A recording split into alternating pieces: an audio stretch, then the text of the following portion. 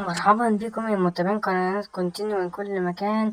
النهاردة سنعرضكم حلقة سبب تعطل الترشي التونسي وما هو السبب المحير وناتي الهلال السعودي في الجولة الثانية من البطولة العربية، وفريقان كبيرين.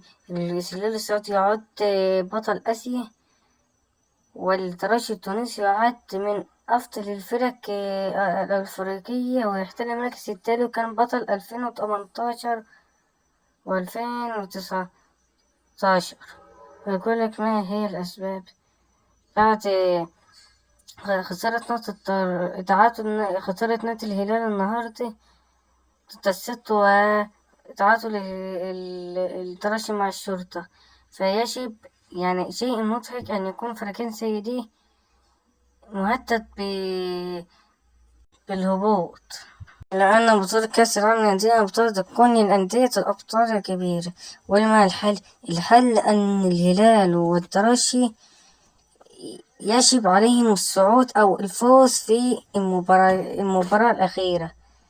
يجب أن يفوز في المباراة الأخيرة، الأسباب إن أكتر اللاعبين من لعيبة الهلال مكانتش حاضرة، مثل موسى مليكة، سامي فيديو، سنغالو، حشار، وسليمان الفراش.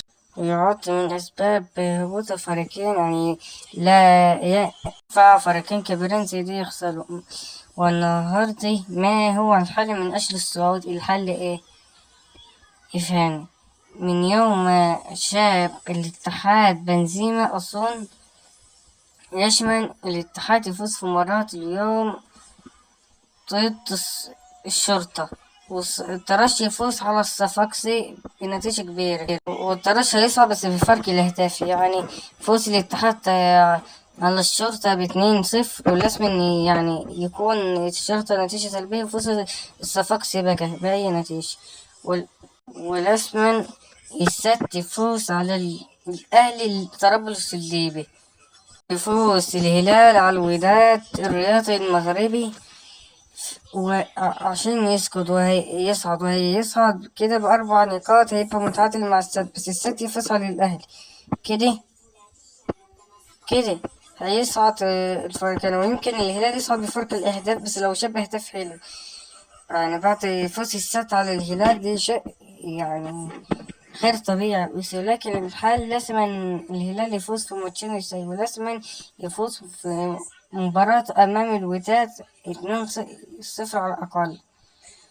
ويجب أيضا فوز الترجي قادما في المباراة القادمة، الذي يعني لو فاز الترجي على الصفاقسي هيبقى معاه كده 4 نقاط، و4 نقاط دي لازم يفوز بفرق الأهداف عشان الاتحاد يفوز على الشرطة، وذلك الوداد. بس الترجي هيفوز بفرق الأهداف، الهلال يمكن يفوز بفرق الأهداف لو فاز، أو حتى يبقى يفوز بفرق النقاط. وأهم القنوات قناة شاهد في IB، وقناة SS سبورت.